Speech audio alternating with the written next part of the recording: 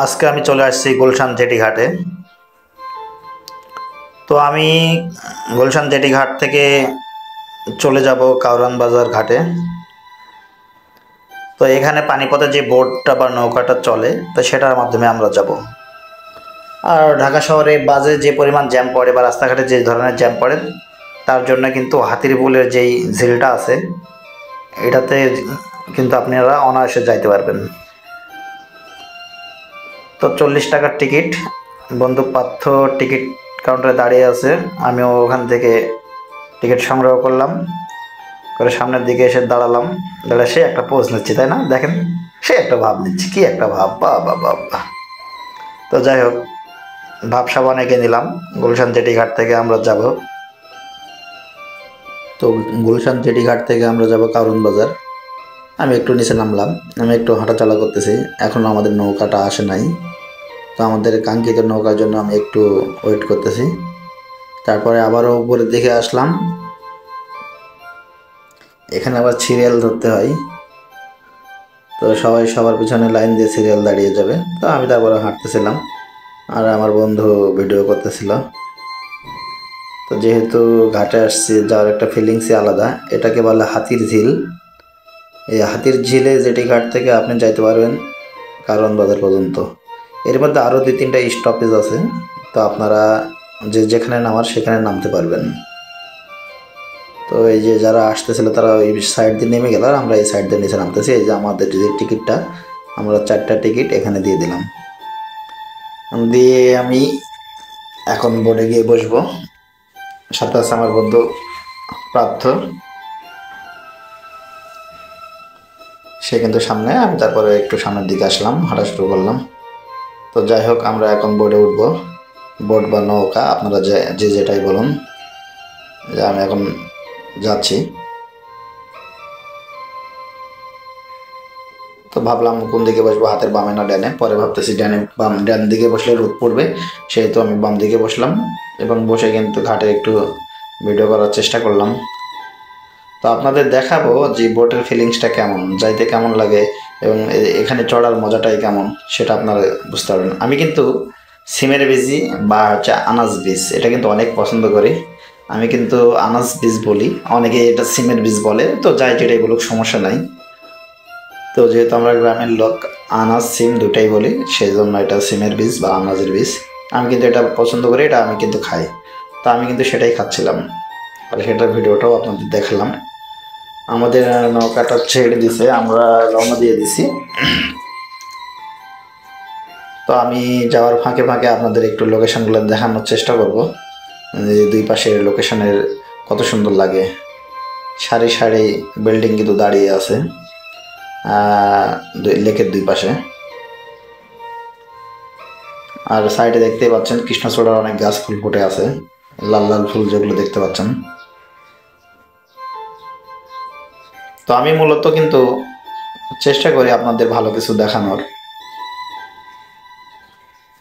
প্রাকৃতিক সৌন্দর্য কিন্তু আমাদের দৃষ্টি আকর্ষণ করে।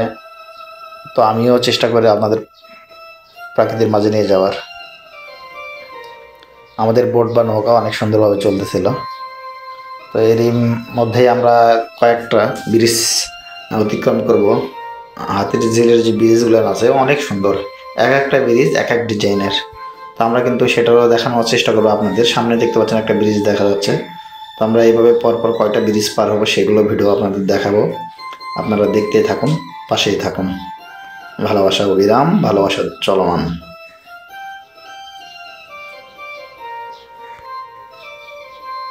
আমরা এখন কিন্তু ব্রিজের প্রায় কাছাকাছি চলে আসছি। তো আমি কিন্তু চেষ্টা করছি আপনাদের ব্রিজটা একটু দেখানোর। প্রতিটা ব্রিজ কিন্তু একটু আলাদা আলাদা ডিজাইনের, আলাদা আলাদা সৌন্দর্য কিন্তু ব্রিজে লক্ষ্য করতে পারবেন। আমি কিন্তু ক্যামেরাটা একটু ভিতরের দিকে নিলাম, বাইরে যাওয়ার চেষ্টা করলাম, যে যেখান থেকে ব্রিজটা ভালো করে দেখাতে পারবো আর পানির ঢেউটাও দেখাতে পারবো। দেখেন ব্রিজটা কত সুন্দর।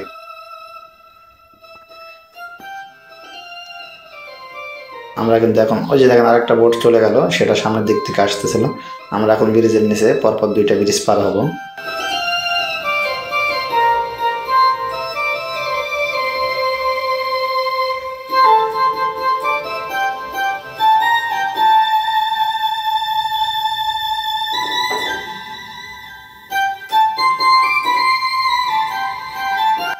ওরে নীল দরিয়া তোরা দে রে দে ছাড়িয়া।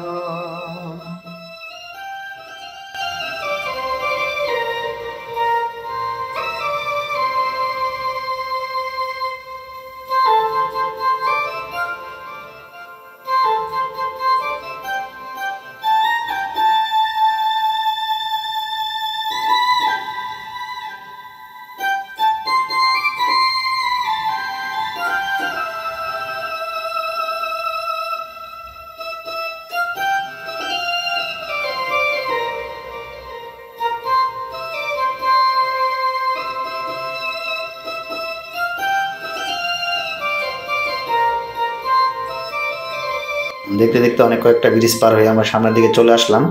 সামনে দেখতে পাচ্ছেন হাতির বলে ব্রিজটা, একদম কত সুন্দর দেখেন, সে একটা ভিউ।